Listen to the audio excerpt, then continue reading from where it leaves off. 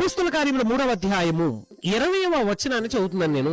మీ కొరకు నియమించిన క్రీస్తు యేసును ఆయన పంపునట్లు మీ పాపములు తుడిచివేయబడి నిమిత్తము మారు మనసు పొంది తిరుగుడి అంటున్నాడు. ఎందుకు తిరగాలి? కారణం ఏంటి? దేనికోసం మారు మనసు పొందాలి? మారు మనసు పేరుకి బాప్తిసం పొందిస్తున్నాడు కానీ తిరిగే ప్రసక్తి లేదు ఇక్కడ. అందుకే హెబ్రీ 12వ అధ్యాయం 4వ వచనం అంటాడు, మీరు పాపముతో పోరాడుటలో రక్తము కారునంతగా ఇంకా దానితో పోరాడలేదంటాడు. అంటే అర్థం ఏంటి? మీరు పాపాన్ని ఎదిరించడానికి అవసరమైతే ఏం చేయాలి? రక్తం కారినంతగా దాంతో ఏం చేయాలండి?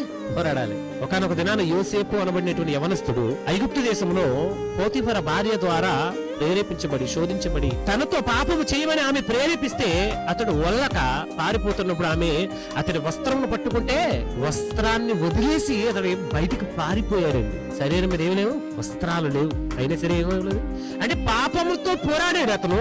మానమును కూడా లెక్క చేయకుండా యోసేపు అక్కడ పాపముతో ప్రాణము కంటే గొప్పదిగా పోరాడాడు. దేవునికి స్తోత్రం కలుగును గాక.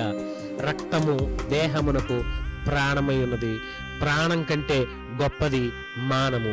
అంటే యోసేపు పాపము చేయడానికి ఏం చేయలేదండి? తిరగలేదు. రక్తము కారునంతగా దానిని ఎదిరించాలి. అలా ఎదిరించాలి అంటే నీ చూపు, నీ ఆలోచన, నీ తలంపు అంతా దేవుని మీదనే ఉండాలి. గమనించండి ప్రియమైన వాళ్ళారా, దేవుని మీద లేనటువంటి నీ చూపులు, నీ ఆలోచనలు ఎందుకు పనికిరావు. గమనించాలి విషయాన్ని.